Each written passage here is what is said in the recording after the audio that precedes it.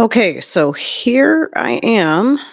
I'm really unsure about this mic.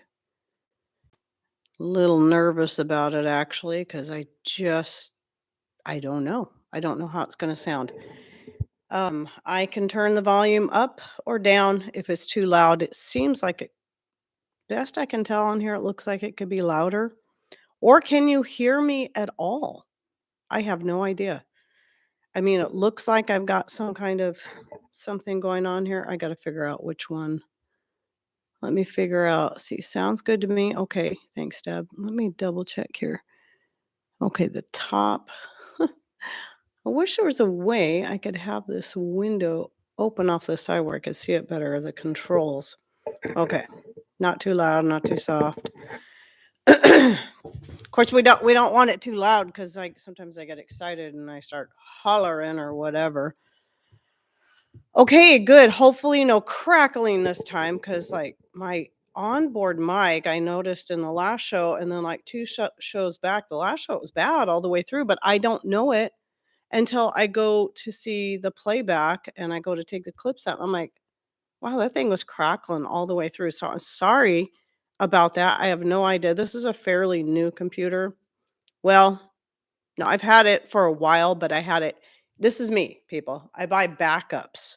So I had it ready to go for when I decided that my last computer was just too slow and it was finally going to die. I try to get every bit of life out of every device I can before I finally give up on it, but I always have a backup ready just in case.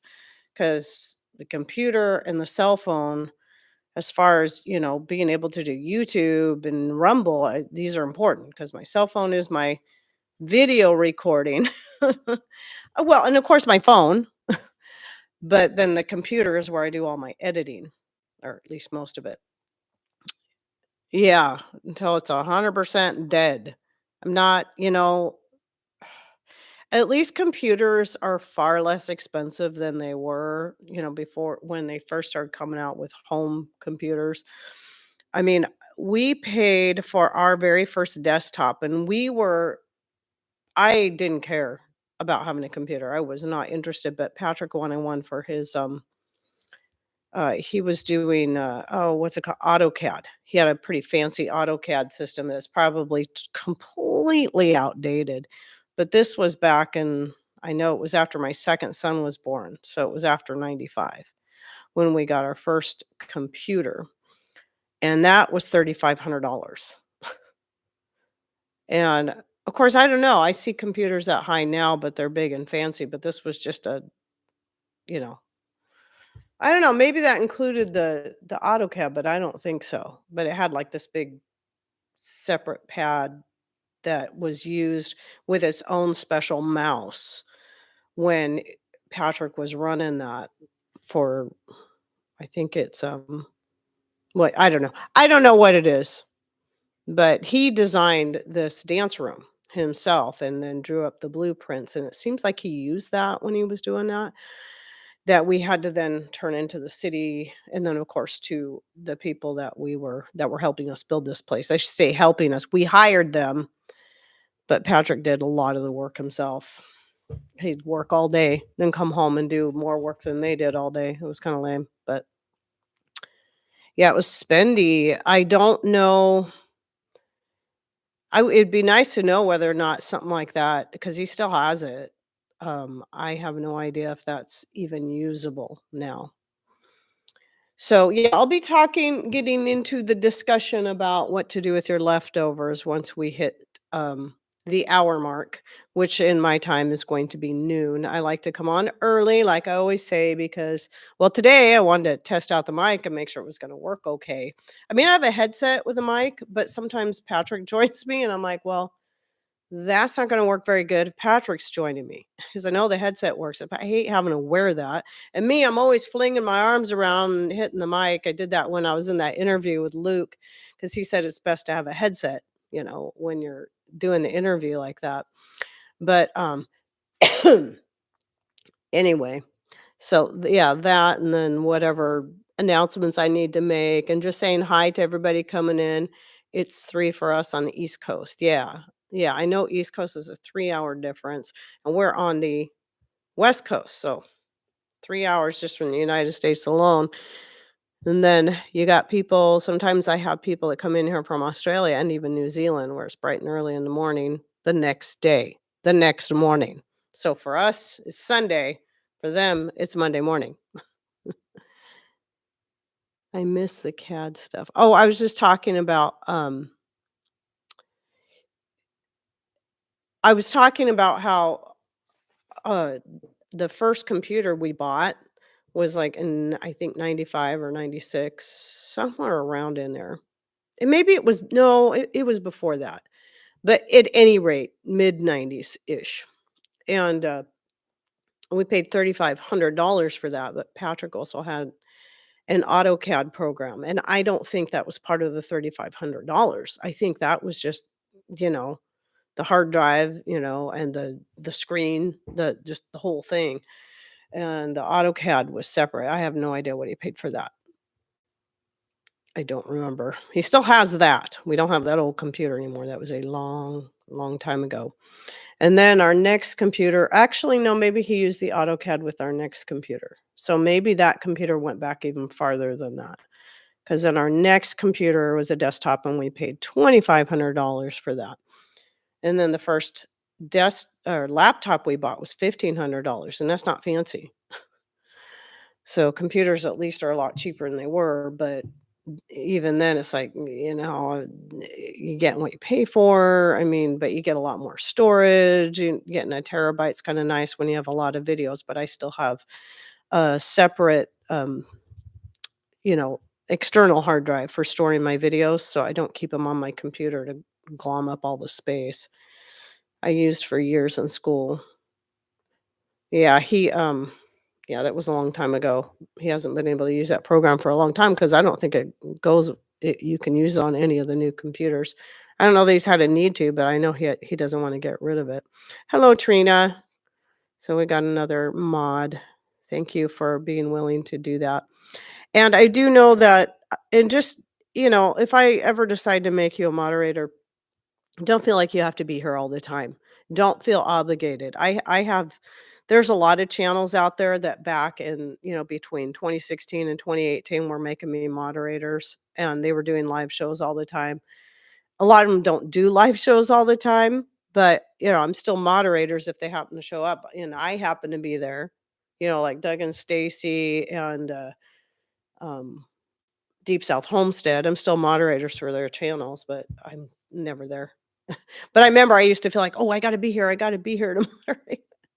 Now you just got this is why it's nice to have several, because that way if someone can't make it, there's at least another backup. Because Tyler, he must be busy these days because he wasn't here last week. I don't see him in here yet today. Of course, I do come on early just so we can chit chat. Oh, let's see, and I try to say this every time I come on directly. If anybody's coming in for the replay, you just wanna get right to the topic, you need to go in about I think I started about 20 minutes early, so you need to just push the bar over to about 20 minutes in, and then that's where I should be starting the actual topic. I do have a couple other things I wanna talk about, um Tarina, I when I first started my channel, I was doing lives quite a bit. I was doing them once a week like I am now, but I was doing them in the middle of the day on a Wednesday because that was the only good day. But our internet was bad then. It was so much buffering and it was so frustrating. And then our internet got worse, and I'm just like, things just got too busy, and I just can't. I can't keep doing this, and so I just gave it up for a while. But then when we finally decided to bite the bullet and go with Starlink because video uploads were taking me some days as much as 12 hours for like a 15-20 minute video. That's ridiculous. That was rare, but typically like 6 hours. I'm like, this is ridiculous. It used to be the common time was 3 hours. So, It's frustrating, especially when I want to upload to YouTube and then I want to turn around and upload to Rumble. And there's a reason why I do them separately, even though I know you can mirror the account. I do that separately and keep it that way because a lot of times I'll have videos that I'll have edited for YouTube, a special edit for YouTube, and that's going to be different for Rumble because of all the things I'm not allowed to talk about here. And let me tell you, people, it's getting worse what they're doing to me. And I thought about trying to contact them and say, "What is happening? Why are so many of my followers?" If you saw my analytics and how they've dropped and how now I'm making like a third amount of the revenue I once used to make, I'm getting less than a third of the amount of subscriber gain and all of it, all the way across the board. And I know what it is. I mean, yeah, people unsubscribe, people maybe watching other things or busy. That's fine. I get that. I've been doing this 8.5 years. I understand all that, but this is different. And when you got people emailing you and saying, "Hey, I haven't seen you in forever." I'm like, well, I'm still here. But I thought about trying to contact a live person if it is at all possible and say, "What is happening? Why is this going on?" I thought, well, first let me go through so I went through and was looking at, well, common questions. And I realized, and they say, "Oh, yeah, we get this question a lot." But, from what and when we do take it seriously, when we hear reports of people being unsubscribed, and when we look into it, no, it's not happening.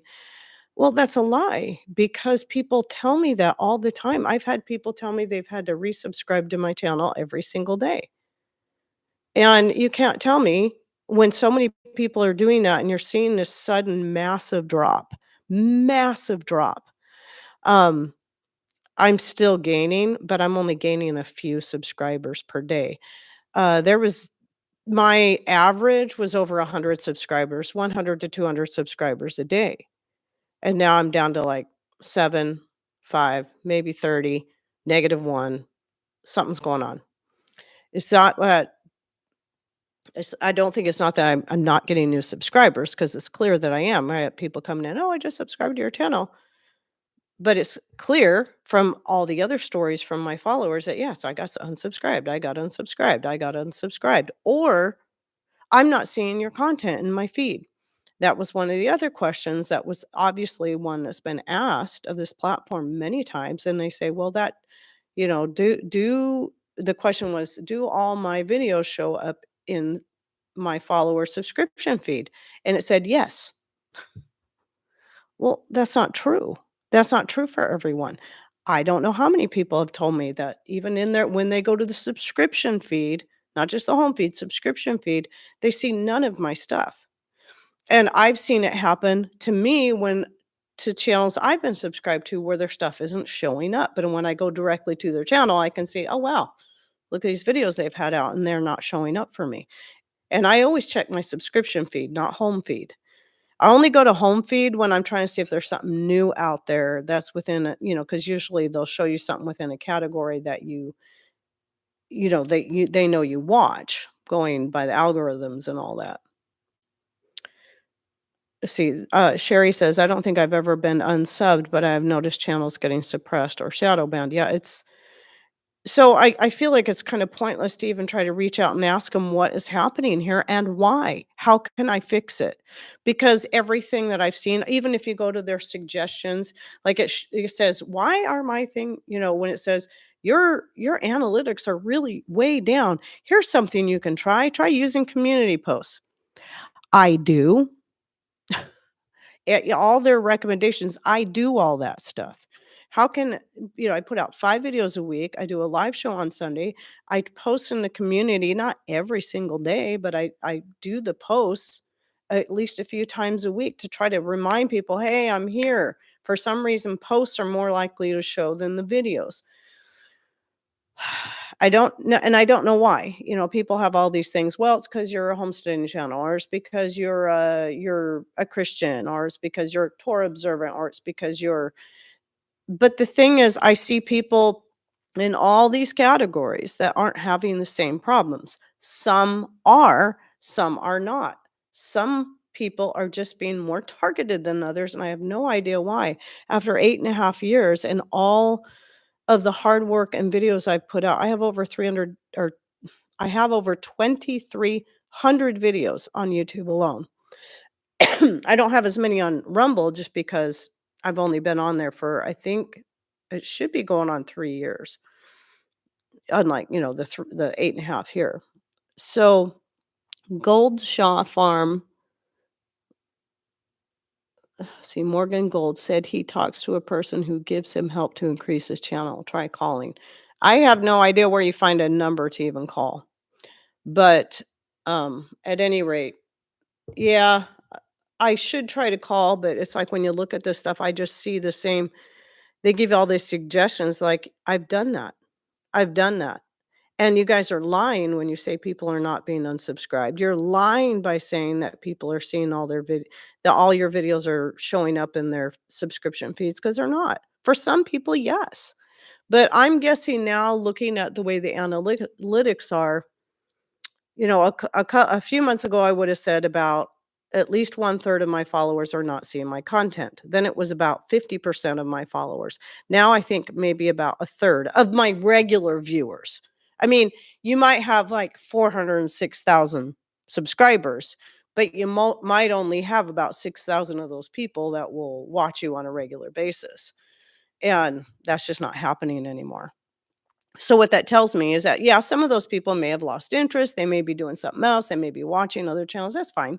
They may be busy with the holidays. I get it. Yeah. Again, I understand this because I've been doing this long enough because I know how the analytics should look. It's the same pattern all the time, but this is different. This is very. I've never seen anything like this. I'm back to the kind of subscriber gain I had when I very first started my channel and had only a couple hundred subscribers.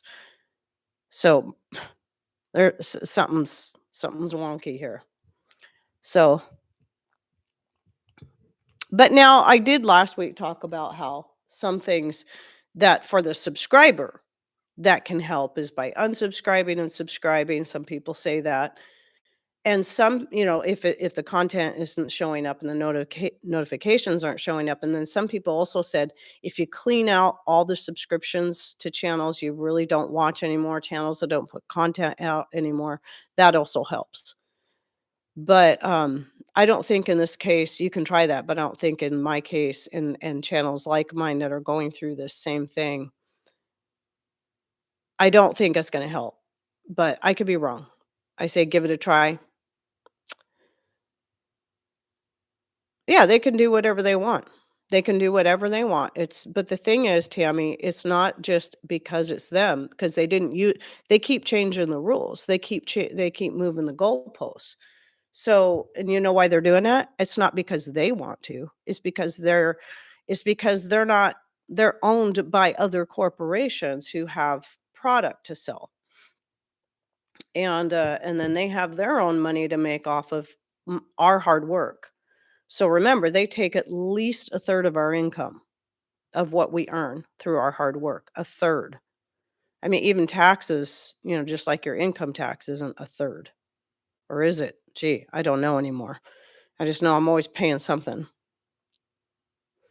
And yes, Linda, I know you're always in there and I appreciate that. Even if you can't stop to watch and that those things do help when even if you don't have time to watch.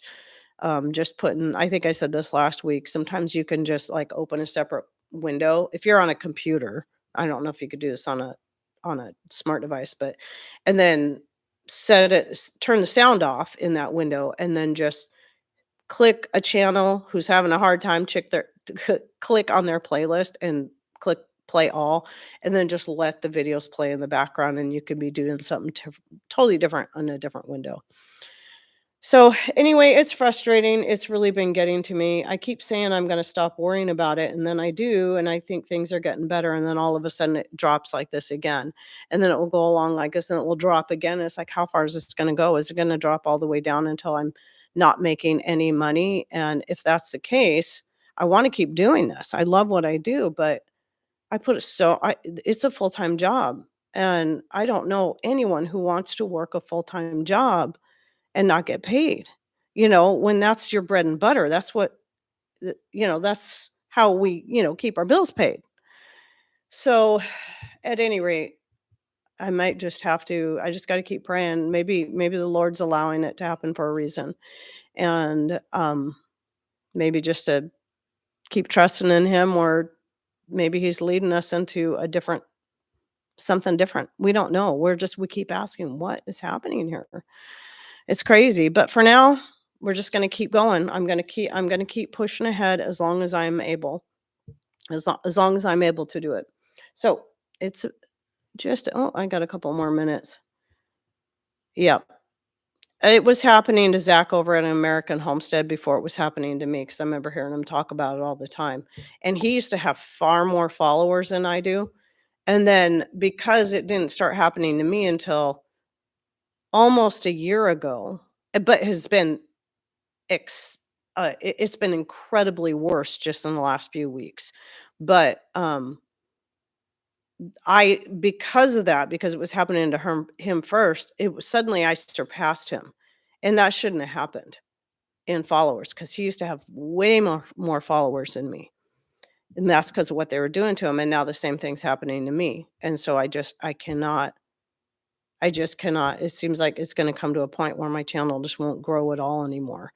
And I'm going to be because they keep wiping out my followers, or the people that are still subscribed are just not seeing my content. I just don't know how long it's going to happen. I don't know how far it's going to go. So I'm sorry I'm bemoaning this, but the last couple days it's really just been. I try not to think about it on Saturdays, but um, I don't look at my numbers on Saturdays at all. But then I got on there this morning, and I'm like, wow, is it going to stop? Is it going to stop doing this? I don't know, but I just have to trust God has a plan and try not to get myself too upset about it, and just keep pushing ahead as long as He allows me to do this. So, anyway, let's get started on the topic so I can stop whining about my problems here. And so, obviously, the topic is what to do with all those leftovers. So, whether it be you still have leftovers from the Feast of Tabernacles, if you do the feast, like, because I had, a lot, because I did turkey for that too. I just put a lot of that directly in the freezer, but and then we went ahead and did Thanksgiving, but had a real small group here, even though I did a whole big turkey and tons of mashed potatoes. But that's okay. I like having extra leftovers so I can put it up in some form. So thank you, everyone. Thank you. I'm not able to read all of the comments. It's kind of hard, but I really appreciate your encouragement and just being involved.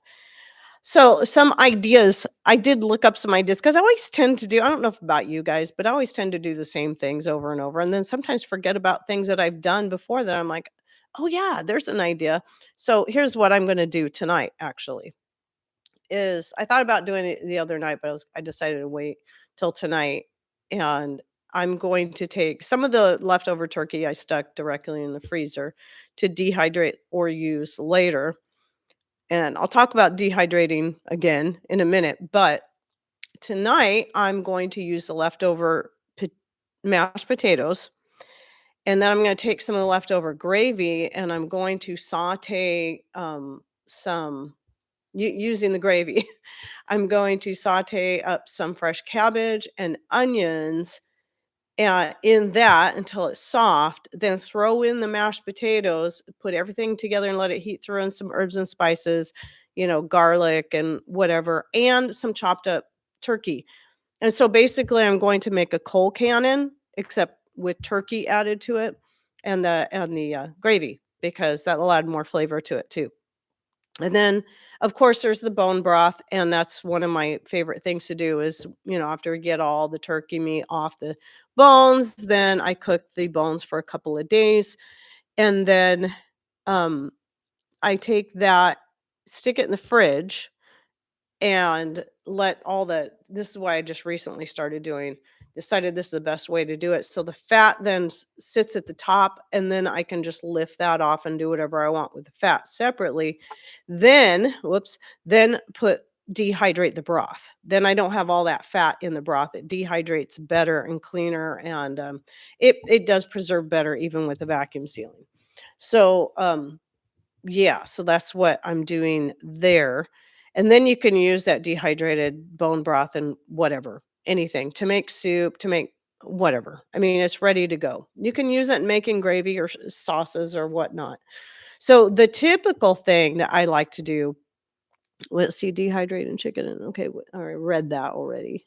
I thought there was something else I saw in there.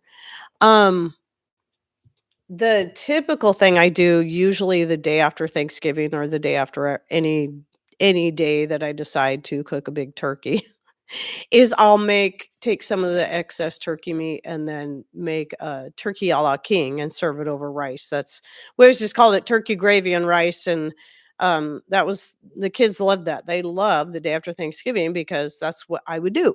They probably liked that better than just, the turkey and the mashed potatoes and all that.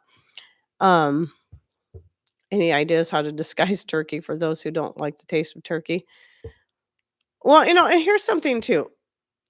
You know, there's always these traditions that we feel like we have to stick to. I do turkey because, well, we get that you can get right around this time of year, which works good for Feast of Tabernacles too, is that you can get some good organic turkeys, in the fall. And we like turkey, but I don't like it year round.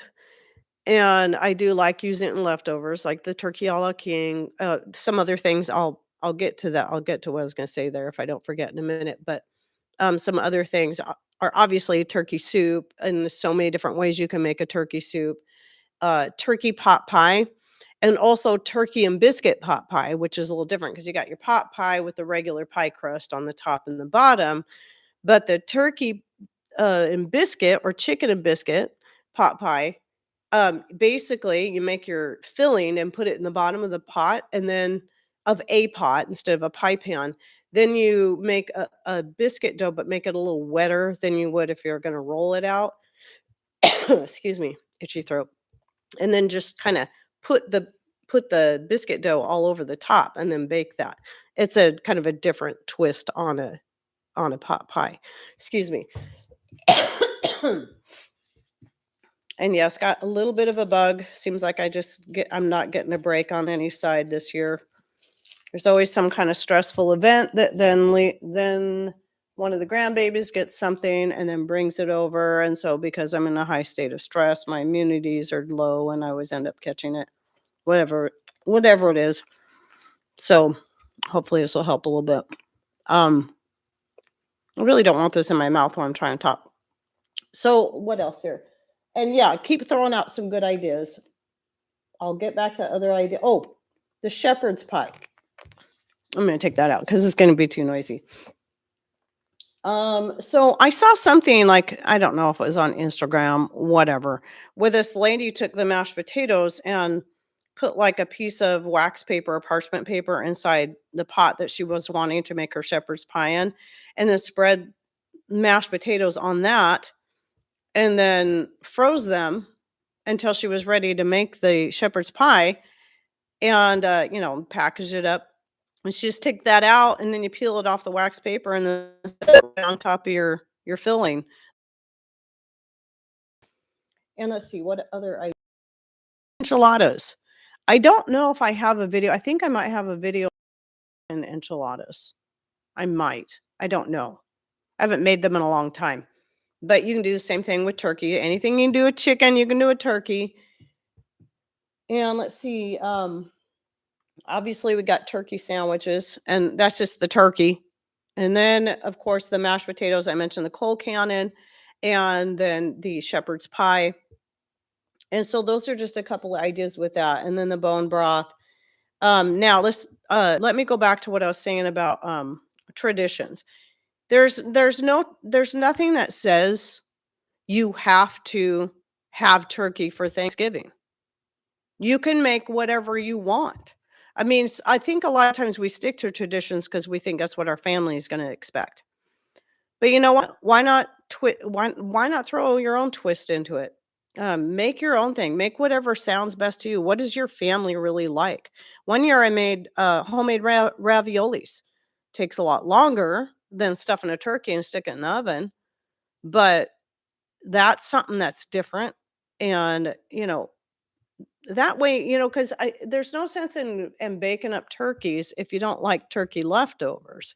I'm gonna make up a big turkey because not only can I send some of the meat home with a couple of my kids, so they can do stuff with it, then I can take the leftovers and make some fun things with that as well. So, yeah, and like I said, with the turkey soups, there's so many ways you can go with it. Turkey and dumpling, turkey noodle, uh, turkey vegetable. You can make like a gumbo and use turkey instead of some kind of shellfish.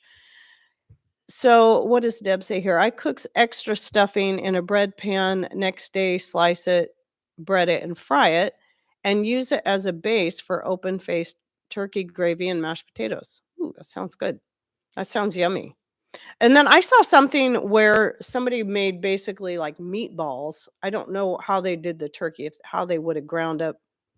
I've never tried grinding up cooked meat, but mixing it with the stuffing and then basically made meatballs. So it sounds kind of like a similar idea, but they were, you know, round. Let's see. And okay, shepherd's pie. Let me just check and see. Oh yeah, and then turkey and pasta casseroles. So you think there's so many different great pasta casseroles that have chicken in them or fish or something. Just make it with turkey instead. And I know that turkey isn't as good in some things as maybe chicken or beef, but there's plenty enough that turkey is good, and that's why or chicken or turkey Alfredo. I always say fettuccine, but fettuccine is a noodle, but the Alfredo is the sauce. So make like an Alfredo sauce and put your turkey in there, and then pour that over some pasta. Turkey chow mein. Thank you, Trina. That's another one. I like using leftover meats to do a lot of, well, usually it's a fried rice, but chow mein to me is very, very similar, just using noodles instead. Because when I make fried rice, it's not just fried rice, it's hearty, it's got lots of meat and vegetables in it. So, gravy mixed with mashed potatoes and make pancakes with leftover turkey on the side. With the mashed potatoes. See, gravy mixed with mashed potatoes and make pancakes with the gravy and the mashed potatoes mixed together? Oh, you're not talking like you're not talking like pancakes where you put maple syrup over them, are you? To me, that sounds a little weird, but, um, so I know there was some more. Okay, so let's talk about the let me look again. So yeah, all kinds of different sandwiches. One of the things I was thinking is like a turkey salad sandwich because sometimes like I used to do this a lot, especially when we go camping. I'd make a big thing of chicken salad sandwich spread and take that with us, and that would be a good lunch that we could have, and we were happy to eat that almost every day. But you can do that with if you like that kind of sandwich, you can do that with turkey. So again, coming back to this idea of why does it always have to be turkey? I mean, if you don't want turkey, and I would say poll your family and say, do you guys really, really like turkey? Would you like me to do something different next year, something entirely different, and just see what they say? And you might come find that a wonderful beef roast might be a better idea. I tend to prefer beef roast over chicken or turkey any day, but I do like to have change things up every so often. And that's why I like this time of year when I can cook up a couple of turkeys and then also have the leftovers to use however I want. So now let's talk. Oh, let me see this here. Heidi, you were the first person I learned to make tinctures, etc., and you inspired my herbal journey. Your walk with the Most High has also blessed me. Thank you, Cynthia. I always learn a lot from you. By the way, people, if you have any questions or some comment you'd like to direct, especially if it's a question, make sure you put it in all caps so it will stand out. Especially if I miss it during this live show, I always go back and review and then answer the questions if there's any I missed while I was on live. So let's talk about the dehydrating of the meat. So with any meat really, there's now if you want it to be jerky, you just dehydrate it. You can have it cooked and dehydrated, or you can have it raw and dehydrate it. But it cooks while it's dehydrating if you do it at a high heat. So whenever I make jerky, if you saw that video, which was an old video from several years back that I remastered, that came out this last week on Wednesday. And I was showing 2 different recipes of making jerky, and I just made another batch recently, and, oh, so good. I like doing it this time of year when we got a fire going because I like doing it on top of the wood stove, because then it's cooking it and drying it at the same time. It actually makes the house smell really nice. But, that's gonna be chewy. Jerky is chewy. Now, if you want it crispy so you can much more easily use it for maybe I don't wanna keep all that turkey in the freezer because it's taking up space. I could can it, but if I want to put it in a form where it's gonna take up the least amount of space, I can dehydrate it. Well, now that it's already been frozen, the freezing process does something to that meat. I think it has to do with maybe, same idea like when you're freeze drying, the ice crystals that form on the inside that really break down that meat. It doesn't matter what kind of meat it is. Chicken, turkey, beef, whatever. And then you take that out of the freezer. So it's cooked first, then you freeze it, then you take it out and you just let it thaw enough to spread out on your drying trays and then dehydrate it and it will turn out crispy. You can just crunch it in your hands like this. And that means it's going to rehydrate much easier. So I've done this with a few things where I've used like the dehydrated turkey, dehydrated salmon, and some dehydrated beef and made casseroles and soups and whatnot out of those. Especially if you're going to use it in casseroles, because soups you can cook for a long time and whatever's dehydrated in there will rehydrate easier if it's something you can cook for a while. But when I'm making like a gravy and I'm wanting the meat in the gravy, well, the cooked, frozen, then dehydrated meat is excellent. And if you want to, you can even powder it up really easy at that point. Now, the same thing happens with meat that's been pressure canned. It's the same exact thing. So the salmon, I didn't actually freeze it after cooking it. In fact, I didn't cook it at all. We had a whole bunch of salmon from a trip Patrick and his dad did, a fishing trip. And we ended up coming home with all the salmon that they caught because his dad didn't want it all because he knew he couldn't eat all that. And so I canned almost all of it up, and I'm still working through that. Well, I decided to take one of those jars and dehydrate it up and see how it would turn out, and it turns out same, it's just nice and crisp, and I've done that with beef that I've canned in the past, but whenever I can meats, I do a raw pack, and then I pressure can them, and, so it cooks them and all that, but the pressure canning does the same thing or pressure cooking does the same thing as freezing it after it's cooked. So, yeah, and it makes a massive difference. But yeah, so I say this one a lot because some people who think that, well, you can't dehydrate meat without a freeze dryer. Well, that's just simply not true. People have been dehydrating meat for centuries, for thousands of years. But to get that crispy kind of thing is, I think, what people are talking about that will rehydrate easy and it's not just a chewy meat. You can still do it without a freeze dryer. You can just use your freezer and then your dehydrator or even your wood stove to dehydrate it. I haven't tried, even though I've made jerky using my wood stove, I haven't tried drying meat that I've frozen or canned and then I should do that at some point. You can also dehydrate the turkey carcass after you make the broth.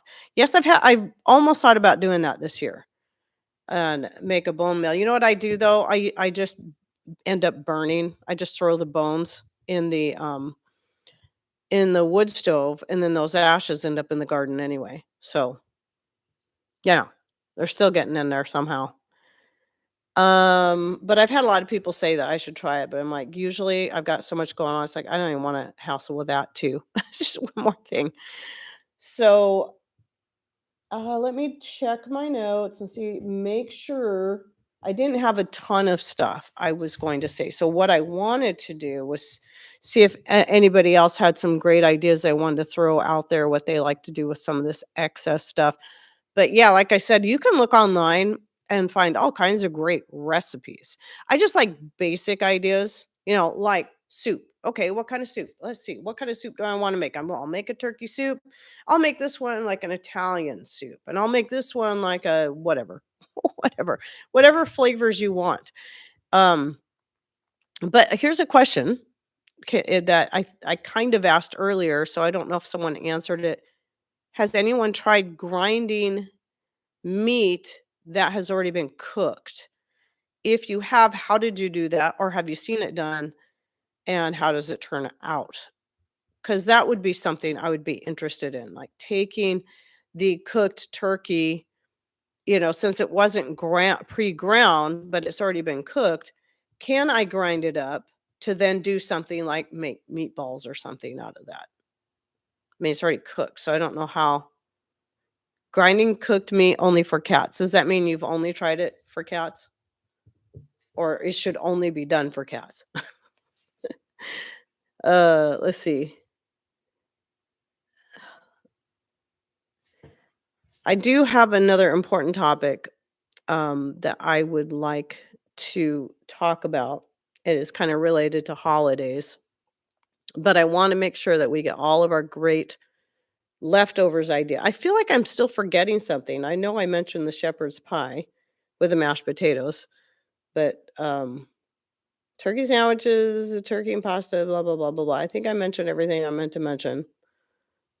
But yeah, you guys can keep throwing your ideas out there. When I do the separate video that I take from this is the section I take out and then I make a separate video.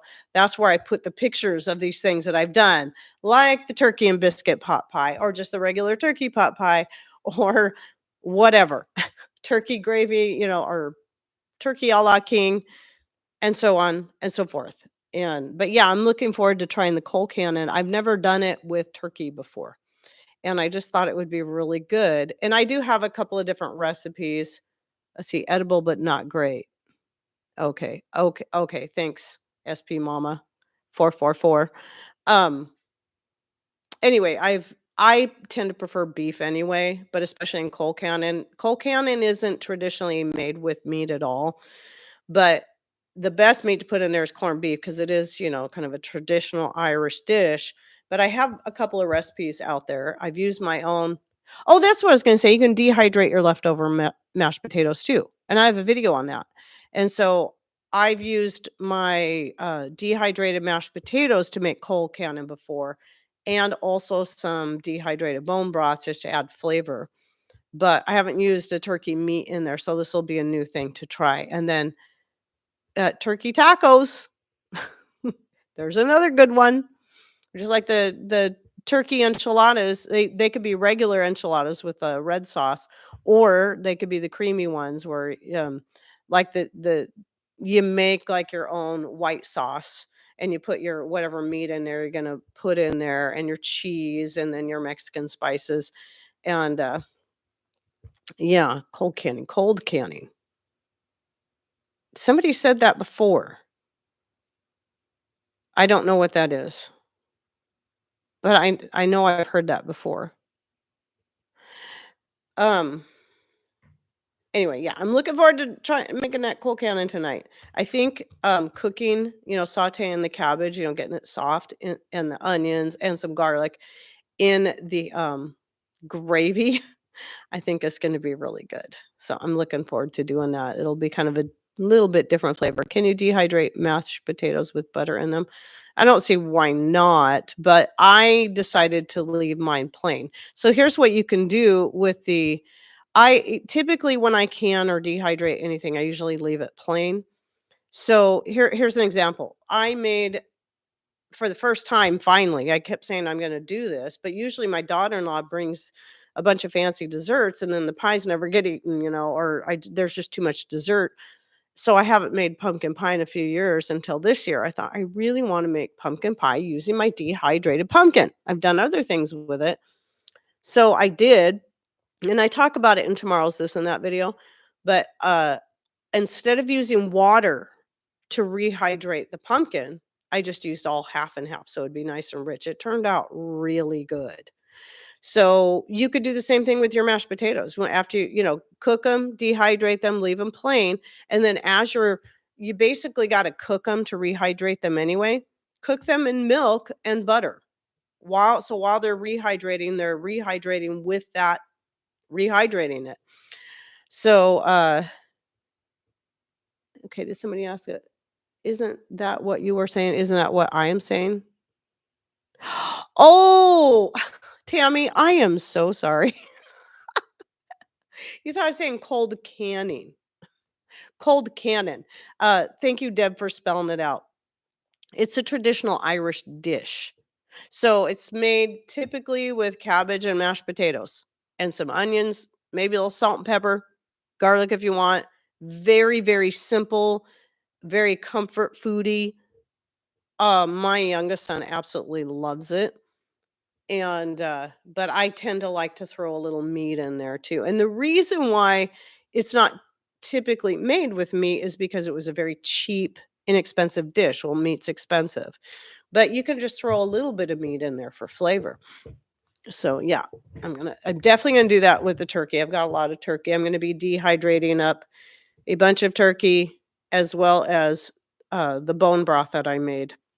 I just strained it out and last night last night before I went to bed, I strained it out and then stuck it in the fridge so it could set and I could take that blob of fat off the top of it. So, anyway, now let's see. Sorry, I'm reading some of this stuff here. Well, you can keep throwing your ideas out there. I'm gonna go ahead and talk. I don't My throat doesn't feel like it's gonna wanna hold out. My vocal cords are already pretty itchy. So I wanna get this I feel like I need to say this, and I trying to figure out how to approach it because it's kind of a serious thing. It's something that really has been troubling me, and it's always worse this time of year. And it is okay. A lot of you know that in the past, about a year ago, I started going back and reading the whole Bible and realizing, wow, it doesn't say that we're supposed to stop keeping the Sabbath and stop keeping the feast, and realize the importance of these things as I learned about them and how wonderful and joyous they are. I wanted to start incorporating them into our faith. And but some of you or who are newer to my channel might not know that almost 12 years ago, we gave up Christmas, Easter, 4th of July. There's a few certain celebrations that we gave up. We decided just from what we'd been learning, it was best to, just drop those things. But we never learned about the feast until just a year ago. And there's several reasons why, and I'll be talking about at least one of those reasons why I held off really getting into that. And what I will say for me during that time when I get, we Halloween was something we stopped participating in back when our kids were young, and it was because I started feeling a little bit convicted about it, even though I grew up with it. And my kids were really young, like 3 and 6 or 4 and 7, something like that.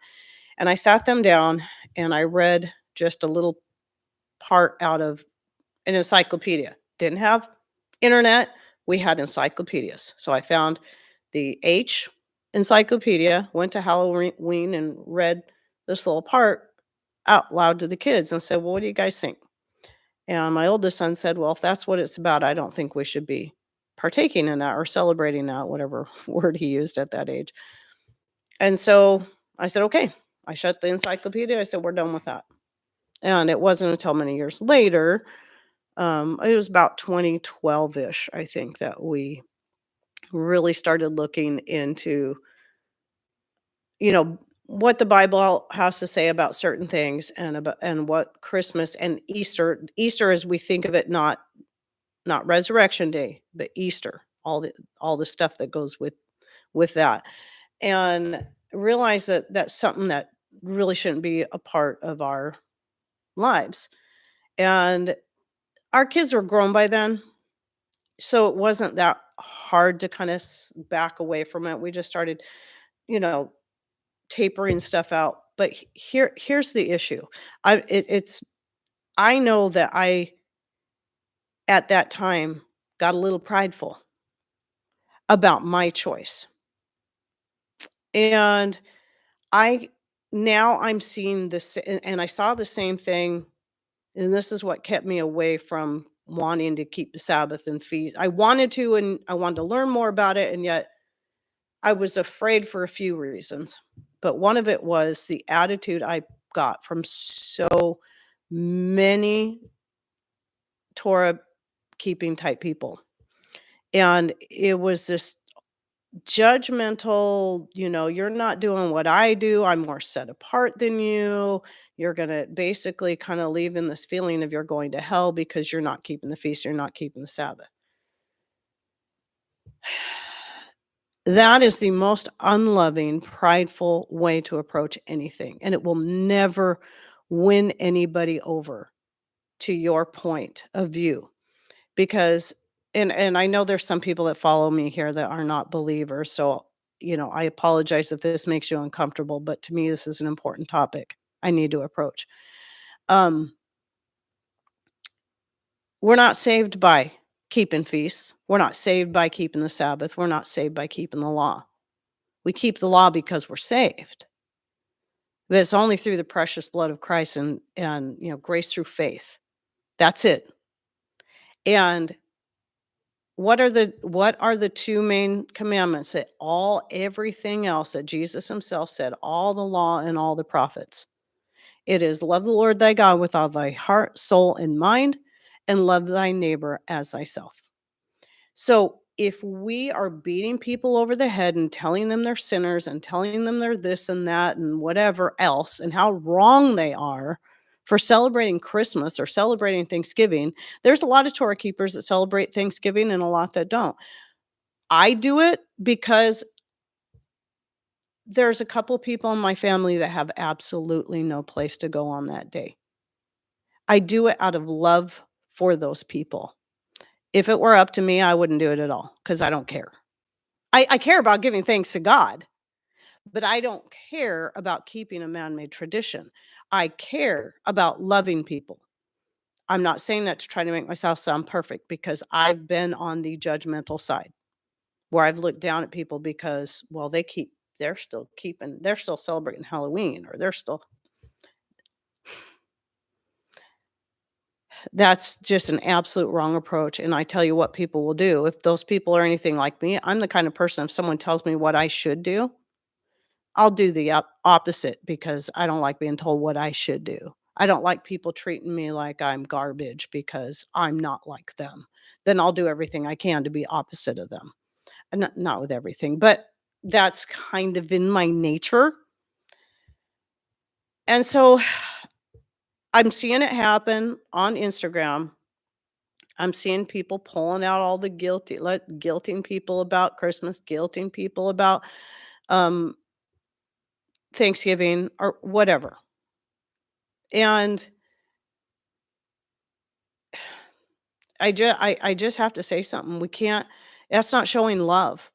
If you believe what you're doing is right in keeping the feast and not keeping um Christmas, not celebrating Christmas, not celebrating Easter, not celebrating Thanksgiving, then just do what you believe the Father's leading you to do and love others while you're doing it.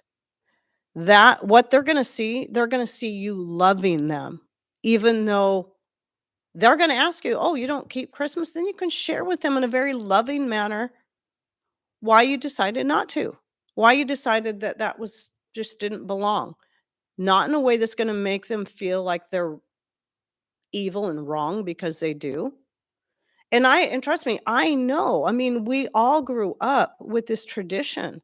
And it's a time, and really, just like with Thanksgiving, it's one of those few times a year that everybody has a day off. Christmas Day is one of those few times a year where everybody has a day off and you can come together as a family. And I don't see anything wrong with that. If people want to come together as their family, and it doesn't happen every year, but sometimes our son will invite us over for dinner on Christmas Day. They know how we feel. They know where we stand. We don't go over there and start preaching at them. We go over there and enjoy family time together because we love them. That's what we do. And you got to make the choice that you think is best and right for you and your family. But again, if we're just if we're just beating people over the head with what we believe is right, it's not going to draw them to see your point of view. I'll put it that way. So it's one of the things the Lord's really been putting on my heart even more so lately about the importance of loving one another. We whether we're Christians or not, whether people keep the Torah or not, whether people are atheists or agnostics, it's loving one another. It's one of the 2 main commandments that all the rest are based upon. Even if you just look at the 10 commandments, which here's the funny thing, 10 commandments are a summary of all of them. It's a summary of all of them. Where then the 2 that Jesus brought up, which was also mentioned in the Old Testament, is the even more summarized version of all of them. So, loving the Lord your God with all your heart, soul, and mind, you're going to want to do these things. And if you love your neighbor as yourself, you're going to want to do these things. Or you're going to not want to do the things that are going to hurt them. So, it's a it's really easy when we feel like we've come to some special truth that we think nobody else understands, and maybe they don't. But it's really easy to get prideful in that. And I know that for some people, even in my own pride, there was that part of me that just wanted people to know what I learned. I thought maybe people would want to know, but until they're ready, no. You just have to lead by example, living your life for the Lord and for loving people. And then that's what they need. That's what we're supposed to do. So it doesn't mean we don't be truthful and honest, most certainly.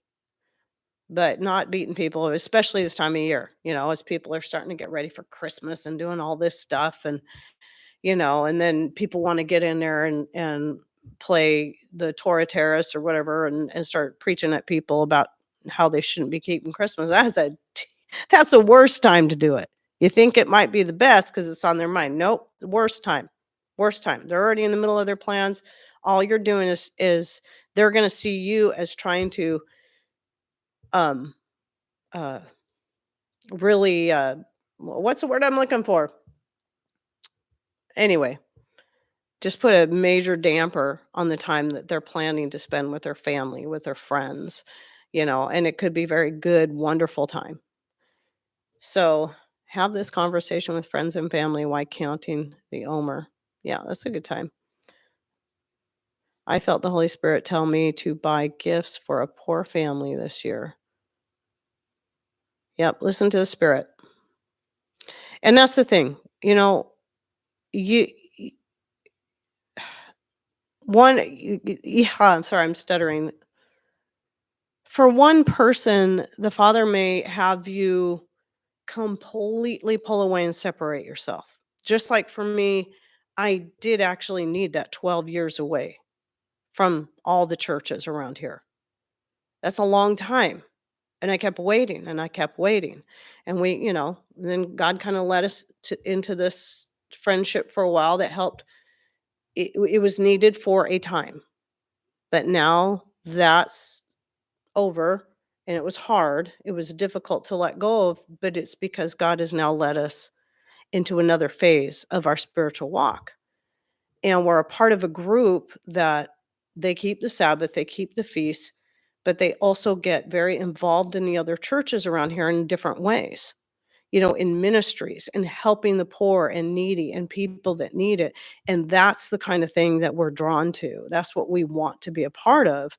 And um but there was that time of complete separation. And I needed that then, and you may need that then, but that doesn't mean we use that time to also try to make people feel guilty. So, yeah, you just follow the Holy Spirit. He's the one that leads us. And the timing can be different for each individual. And not one single person is more set apart or spiritual or holy than another.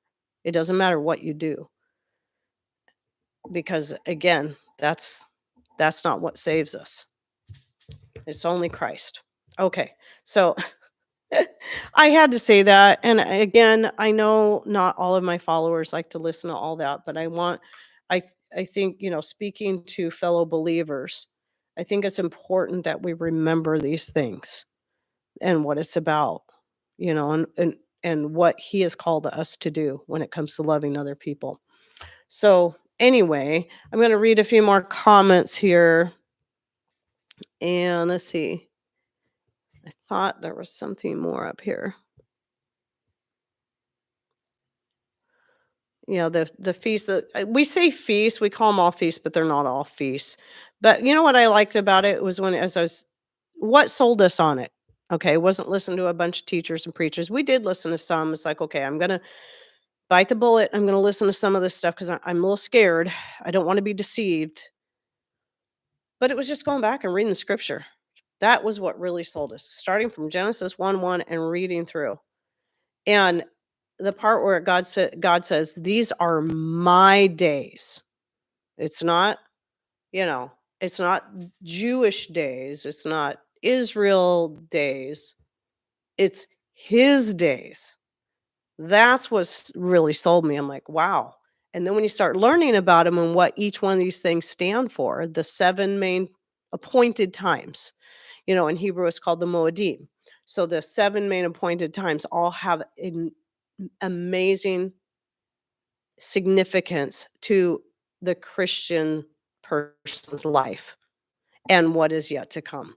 And when you learn this stuff, it's so exciting. And you're like, oh, I get it now. And so I just encourage people to learn, you know.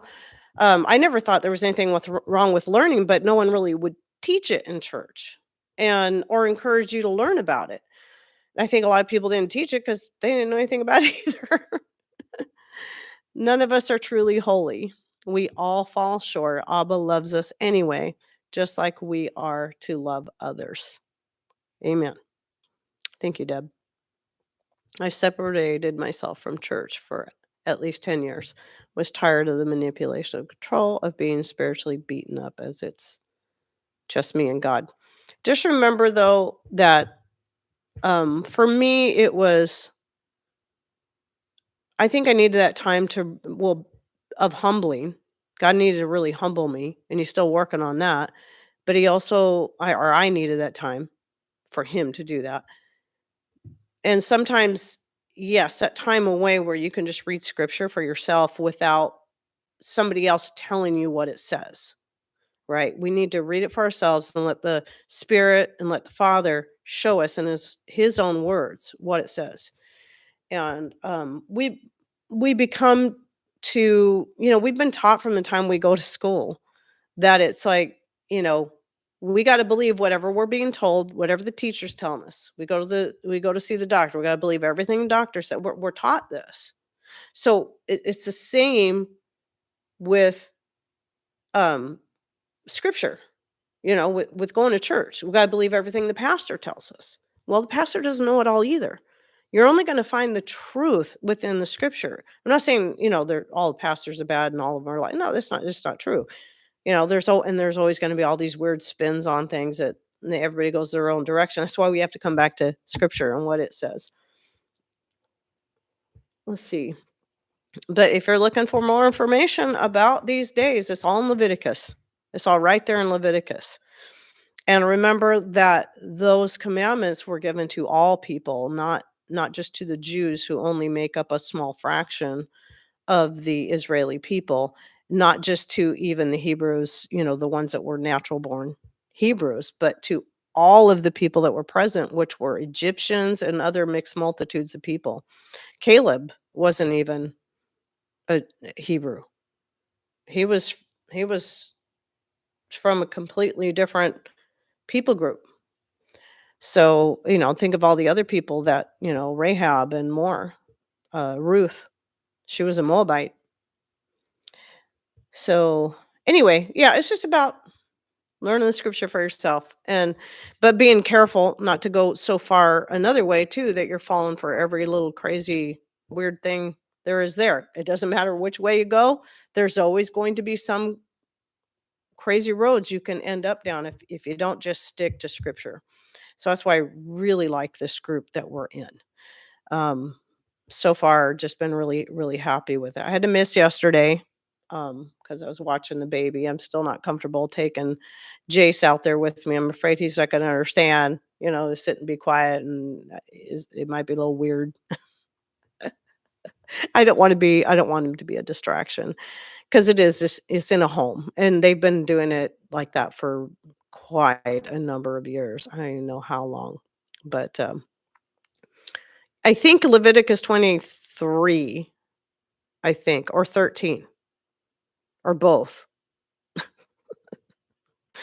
So, yeah, I mean, you could look up just like if you know how to do search, you can look up tabernacles, Passover, certain keywords, and then go to whichever one that is brings you to Leviticus. But yeah, it's either 13 or 23, I'm thinking. But then it's repeated again in Deuteronomy. So which chapter in Deuteronomy now? Maybe that's the one that's 23. That's why I'm getting confused. 23. Okay. I'm surprised I remember that. I'm really terrible at remembering scripture references, but for some reason there's certain ones that always just kind of stick. And I don't know why. I don't know why. But anyway, um yeah, let's see. What do I Was there another question I had from last week? Oh, I did have another question. Okay. So let me get back to a question I meant to answer earlier. Somebody asked me, like, how do you dehydrate um, without dehydrators? How do you dehydrate without electric dehydrators? Well, there's a ton of different ways that you can dehydrate without electric dehydrators, and I get that because, in fact, I have a video out there that you can look for, and it's called the various ways for dehydrating, I think is what it's called. I did several years ago, where I just cover many different ideas. A lot of them are non-electric ways that, so you're not even having to pay for electricity. And that can be just drying outside if you don't have high humidity. Um, a lot of people talk about dehydrating in a car, but somebody brought up the idea that all this stuff when a car gets hot and all the off gassing that goes on. I thought that was an interesting point that, do you want all that plastic and plastic fibers and all that stuff that's off gassing when the car gets hot? I mean, obviously, you put the windows down a little bit too, but it's the heat, but you also want airflow. But anyway, the first thing I ever dehydrated actually was jerky. It was elk jerky, or no, it was venison jerky. Because Patrick had got a deer that year, and I decided to take some of that meat and make, for the first time ever, make some jerky. Didn't have a dehydrator, but I did an oven. We didn't have the type of wood stove we have now, nor the dehydrating racks that Patrick had made for him. But so I wouldn't have been able to use my wood stove because it was an insert, and there's no place to set anything. Some of them have like a nice little shelf, but most of them, like ours, didn't have that. We didn't have any kind of shelf, any place to set stuff on to heat it. So I use the oven, and I don't even know where I found the instructions to that. But yeah, I just used my oven. Um, Maybe I found it in an old cookbook. And you just put them. I just put the pieces of meat on a cookie sheet. Maybe I used like a cooling rack on the cookie sheet. I don't remember. So it was lifted off the cookie sheet, but I thought I put them right on the baking sheet and then stuck it in the oven at the lowest setting that I had. And then somehow I was able to crack the door open. The oven I have now doesn't, You can't just crack it open and have it stay open. But the old one I had, you could just open it a little bit, like that far, and it would stay like that, and then that way, there could be airflow, so the moisture could escape and not stay inside the oven, and that would dry the meat out, and then just check it every hour. That was the first way I ever dehydrated meat, made jerky, was in the oven. It was easy. You don't have to have a dehydrator. In fact, I've never made jerky in my dehydrator. I've always done it now on the wood stove, like I did the other day. That's why I usually only do that kind of thing in the wintertime. So, yeah, see, TM says I used to dehydrate jerky in my oven, and I liked it better than my dehydrator. So, yeah, I'd say in the oven and on top of the wood stove probably tastes very similar. I know this last batch I made turned out super, super good. So I did vacuum seal 1 jar, hoping that we do not get into it. And then well, I filled up 1 quart jar and then about half of another quart jar and figured that other half could be I don't know why I just didn't put it in a pint jar, but anyway, we'll just snack out of that for a while. But I'm gonna be doing lots more of that and then start putting vacuum sealing it and putting it up, and that way it just seems like there's always some reason Patrick needs to like, if he's going up the mountain to work on the property, which is what he's doing today, or like last weekend when he was gone, he actually had driven I didn't say all this in my live show, to the complete other side of the state. It's about as far away from Forks as you can get and still be in Washington State. He said it was about well, he said it was a 6 out closer to a 6-hour drive, but I thought it was 9 hours. But he drove a long way to go help this lady move. And anyway, I like to have stuff like that on hand for when, before it was, he was going down to California quite a bit to help his dad. And I like to have stuff like that where he can have snacks on the road that are somewhat healthy. So, oh, my new gas oven has a dehydrator setting. Very cool, Mary. My nephew just gave me a bunch of venison. I think I might need to make some jerky. Yes, you do. You need to make some jerky because it's a nummy. And I did in this last batch. I know when I was watching that old video, I'm like, oh, I didn't put liquid smoke in that. And I explained that, but it's like, you know what? The liquid smoke just takes it over the top. You only need a tiny bit anyway, and it's so good. But you don't wanna put too much because it can be too strong, too smoky, but it gives it that nice smoke flavor. So, let's see, I don't comment too much, but I do watch you a lot and want to say thank you to whomever had the mashed potatoes idea for the shepherd's pie. Yeah, that was pretty cool. I don't know, it was just some little clip I saw, and I don't know who posted it. I don't know if it was something that just showed up in my feed, but yeah, where they spread that mashed potatoes out on that parchment paper or whatever it was in the pan that they make their shepherd's pie in, and then froze it, and I think they sealed it up like in a Ziploc bag or something and did a few of those.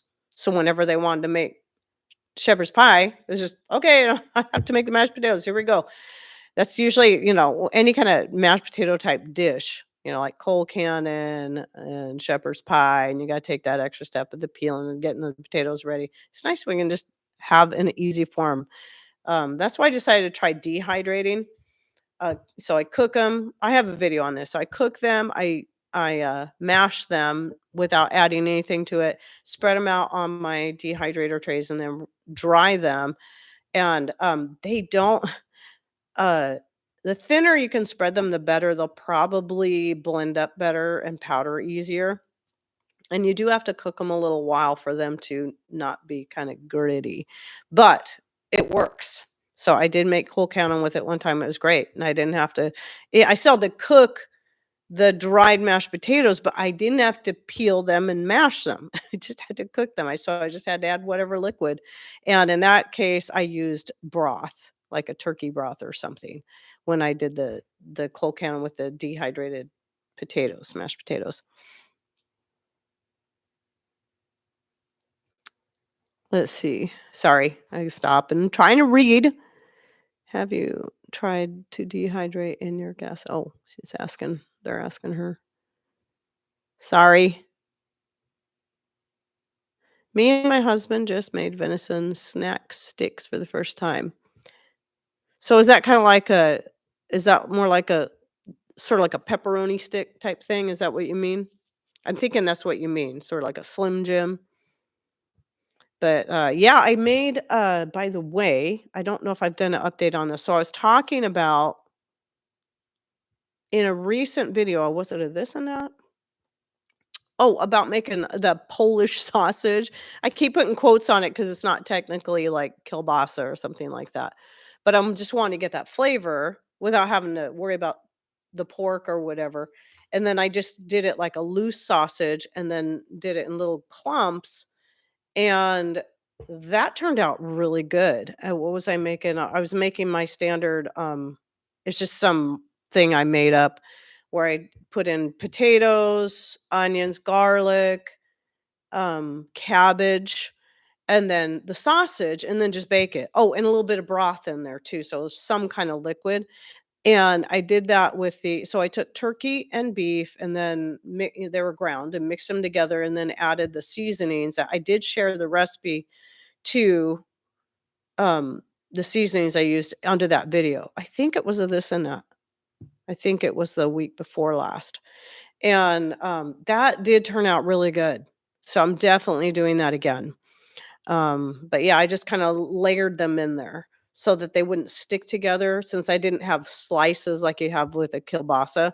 And so like potatoes, and then between the potatoes, put some of those and put some onions, and then just kind of kept doing that, just sort of layering it. And I was very happy with that. So I need to experiment with dehydrating more. And that's the thing is it just when you experiment, it's kind of fun and you can just do little tiny bits. I think a lot of times, whoops, shaky, shaky. I think sometimes we get this idea like when we're canning stuff or we dehydrating stuff, we have to do a lot of whatever it is. But if you've never tried it and don't know what it's going to taste like, that's always the worst way to go about it. I've made that mistake before in a few things. So if you're already dehydrating something, like, I'm gonna be probably today or tomorrow, I'll run the dehydrator for the broth or yeah, the bone broth. And if I've got room in there, I can stick something else in there that maybe I want to sample. And, it just has to be a tiny bit, that's all you need, and then see what you think about it. Don't not just how it tastes coming out of there, but then if it's something like I did with the, chicken vegetable soup that I'd canned up a few years back, thought I'd dehydrate one of those jars while I was dehydrating some chicken bone broth, and, then took some of that out, mixed it up with some water and cooked it, and I was like, "Wow, this is great. This is so easy." But I wasn't gonna do, like, a whole dehydrator full of the soup until I tried it first, and then also tried it after it was cooked, and make sure it's gonna cook up okay. Because some things can dehydrate beautifully, but taste terrible, like avocado. And, avocado will dehydrate up beautifully, it'll powder up beautifully, but it will taste yucky. So, don't do a bunch of avocado until you try a tiny bit of it first. But, the what was I gonna say? Oh, the green beans was the other thing. I decided last year to dehydrate up all my green beans from the garden instead of canning them. I wish I would have never done that because I knew I liked using the dried green beans in soup, and I'm like, I'll find other ways to use them. I only like them in soup. I only like the dehydrated green beans in soup. They're also okay to snack on straight from the jar, but since I don't add a lot of flavor to it, I just dehydrate the beans. They're kind of boring, but not for anything else. So I really wished I've tried making side dishes with them, vegetable dishes. No. So I just because I knew I liked some, I assumed I was gonna like it more than that. No. I wish I would have canned more of them, or at least well, I didn't can any last year. I just any green beans. I just dehydrated all of them, and I'm bummed. That's okay. This coming year, I didn't do a garden this year because I was giving my garden a sabbatical rest, but I'm really looking forward to growing my green beans, and I'm gonna be canning up a bunch. Thankfully, I had a few years worth of green beans canned up, so I still have a bunch. So I will be good until I get more to can. So, let's see. I have a quart of gelatinous turkey cooking juices. Could that dehydrate well? It should. Like I said earlier, and I think I don't know if you came in kinda late, what I do with my, the bone broth, is after I'm done cooking it for 2 to 3 days, usually I throw a splash of wine in there. I forgot to in this last batch, and I realized too late, but that helps. That works like vinegar would, but it has better flavor, so I just use my homemade wine for that. But, and then after that's done, I just strain it off, through a colander into a another bowl, and then I put that in the fridge and let it set overnight so that all the fat will float up to the top. It will still turn gelatinous, but the fat will float up on top before it sets, and then I can just lift that fat off. I've dehydrated, like, if you watch my dehydrating bone broth video, I've dehydrated with all the fat in there, and it turns out good, but, if you don't vacuum seal that broth every time or keep it in the freezer, it can go rancid. I had some that I forgot to vacuum seal or forgot to stick in the freezer or something, and the flavor it ended up going rancid because it had a lot of fat in it. So, I just decided it does dehydrate and powder up easier without all the fat in it because the fat's gonna make it greasy when you go to, like, powder it, and it kinda wants to clump a little bit, so I do find I prefer to take most of the fat out. Um, let's see here. Did I answer the question? But, yeah, you can let's see. Could that dehydrate well? Yeah, it's okay, I think I answered your question. I do what I used to do was I used to always freeze my bone broth in jars. And since I don't usually do canning in the wintertime because I do it outside on the deck on using a propane thing, my plan is always to take it out of the freezer, let it thaw, and then can it. But then I'd forget. And so I kept having this broth piling up in my freezer. I mean, I'd be using it through the year. I just, take the jars out of the freezer and let them thaw and then use it for soups and stuff. And then even if I would remember come canning time to can it, there wasn't much left in there. There wasn't enough to fill up the canner. Well, this way I just go right to dehydrating and I don't have to worry about it. And it takes up a ton less space. Like much less space. I can take like 4 cups of broth and dehydrate it down to less than a pint. So, oh wait, see, 4 cups would be a quart. So that yeah, half a pint. So it's like just so much less space. And so if it's 8 cups, you're going to be able to fit, which would fill up 2 quart jars or a half gallon jar. Then you dehydrate it, you're going to be able to fit that easily into a pint jar. So then you can vacuum seal it and store it in your pantry, and you're not even having to take up freezer space, and you don't have as many jars taking up space on your shelves. So it's great. I love it. And then you don't even have to use the whole thing at once. If you just want to use a little bit of it, and then you just vacuum seal it back up and stick it back on your shelf. It's great. I love it. So, can you freeze broth in an ice tray? Oh yeah. People do that kind of stuff all the time. What I find though is I've tried doing that with eggs and then the Ziploc bag thing, I hated it. I hated it. Not only did they stick together, but it's hard to you end up with so much air space in there that everything gets freezer burnt way too easily. So just something to consider. The dehydrating is when it comes to the broth, that is my favorite way, just like with the pumpkin. So, oh yeah, in tomorrow's video in my this and that, I do talk about the pumpkin pie that I made. But I don't have a recipe out there. Someone was asking me, I was looking all over for your recipe video. I don't have a recipe video on pumpkin pie, but it's easy. It's like I actually base it off of an old cookbook I got for 50 cents at a garage sale. And, back before it was a can of this and a box of that. And I actually I didn't like the pumpkin pie recipe. It's actually a combination. They had pumpkin pie recipe and squash pie. So I use elements out of both of those. I think it's the seasonings in one and then everything else in the other. And I go by that, but it's just basic. You've got your 2 cups of pumpkin, a cup of milk, your seasonings, um, a couple of eggs. Oh, and I used dehydrated eggs in it too. I thought, well, I'm using dehydrated pumpkin. Might as well use the dehydrated eggs too. So I did that and then rehydrated it all using half and half instead of water. Turned out good.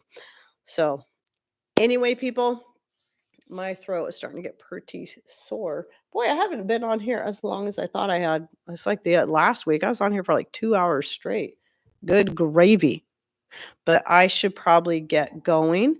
And, I'll be looking hopefully, um oh, and anybody who's watching this in the replay or you wanna come back, go ahead and put in comments down below, like, some of your favorite things. Even if you already put it in the chat, put it in the comments down below too. Some of your favorite things to make with, your leftovers. Leftover whatever. It doesn't just have to be turkey and mashed potatoes and gravy. It can be leftover cranberry sauce or leftover salmon dip or because I also made a smoky salmon dip with cream cheese and the home canned salmon. But, anyway, or pie. I don't know about you guys, but pie usually becomes breakfast, lunch, and dinner, or at least a snack. So, we had a lot of leftover pie because I made 2 pies and not we just didn't have enough people here. There was a lot of food. So, I mean, my oldest son and his family came over, but they had already had dinner when they came over. They came over a little later, and so they were full. But at least they still came over and hung out for a while. Anyway, I really need to get going. I'm gonna make that cold cannon. I gotta edit a video and oh, that's right. Patrick got the dishes done before he left. I don't have to worry about dishes. But I do have to go haul up some more water. So anyway, I hope you guys all enjoyed it today and I didn't get too mushy and crazy and whatever. And I got to figure out what next week's thing is about. But anyway, thanks everyone for being here, for sharing your ideas, for interacting, for supporting me, for being encouraging. I appreciate you all so much. Love you all. God bless. And hopefully we'll see you next week. Hopefully.